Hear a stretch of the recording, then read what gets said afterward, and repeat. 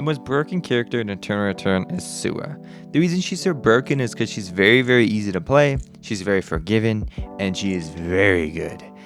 For those Sua mains or Sua lovers who are saying, well, Drows, you have to hit skill shots, so she's not an easy character. Yeah, you're just lying to yourself. Her Q, which is a skill shot, in quotation marks, is the size of a car. It's a giant rectangle that's the same size as the cars on the map. So is it difficult? No, it does take a second, but it's not. They're easy to hit. And then her other skill shot, in quotation marks, is her dash. Her E, her dash, whatever, her charge. It is very, very long, and it is very, very forgiving with the width. It's very wide as well. So they're both kind of difficult to miss. If you're missing them, you're either whiffing really hard, or you're really not trying, or you get very unlucky. And if you miss them, guess what? They have pretty fast cooldowns. So yes, she is an easy character, and her skill shots are fake.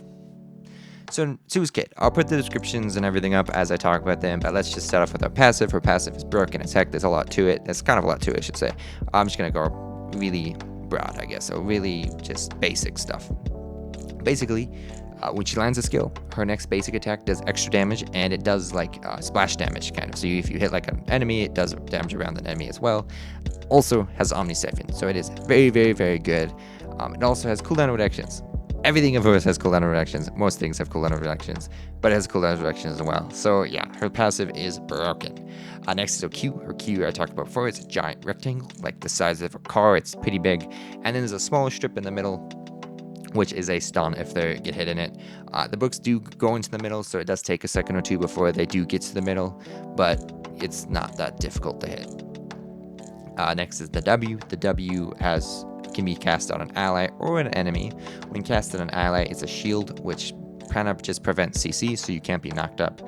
You're unstoppable. You can't be knocked up, basically. And then when used on an enemy, it does damage and blinds them, which is very, very good against auto attackers like Aya.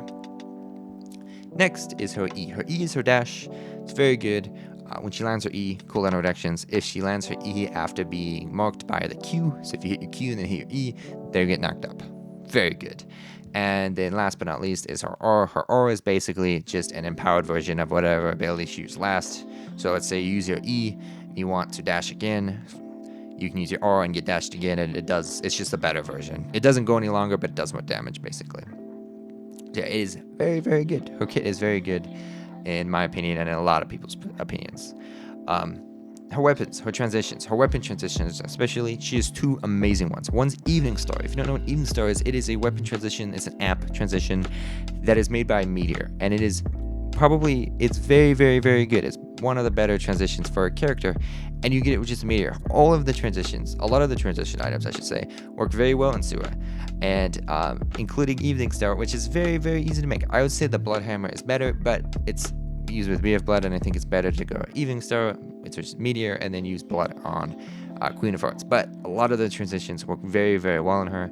She wants a lot of them, which makes it very easy to just like kill someone and then steal their shit. Next, she is like, the people who play her are very high ranked. The top three, I think number 3 right now in Korea is Asua, and number 1 in North America is Asua, which are the two larger regions. Still, no nerfs. That's how it was before the patch, and that's how it still is, and she was not touched, which is very sad. So she just doesn't get nerfs. She's a very privileged character in that way, and in many other ways, as I've talked about already.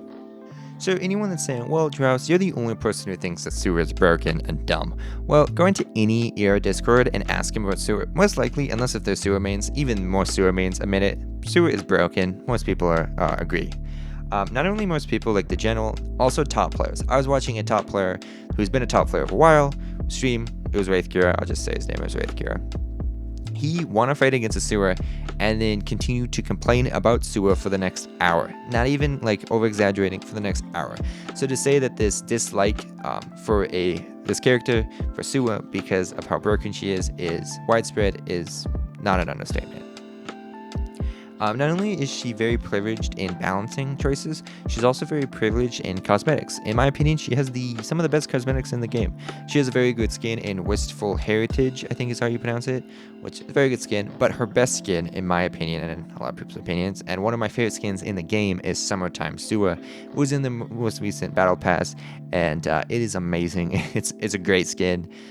So yeah, she's not only it's very sad when a character is privileged in both cosmetics and in the balancing choices, but yeah, privileged characters are gonna be privileged, I guess. So yeah, Sue is broken. I don't think this is super new news, but it's kind of sad that it isn't new news because she's been broken for a while. She's very easy to play, she's very good, and she has banger ass skins. So she's just one of those characters that is just awesome, I guess. I don't know how to describe her. If you really want to climb and you're desperate and you're hard stack, you could play Sua. You're probably going to lose a lot of respect with a lot of community. Hell, I played Sua for like 30 games just to make this video, and I got a lot of flack for it, just for playing her in casual. But play whoever you want, as long as you're having fun. And she does have a really cool character design. I think one thing that they could do to her to fix her and make it so she's more balanced, all they really have to do is fix her passive. Her passive is, in my opinion, is the reason she's so busted. So maybe just tune it down a little bit, nerf it a little bit, and she should be fine. But yeah, I hope you guys enjoyed the video, and peace.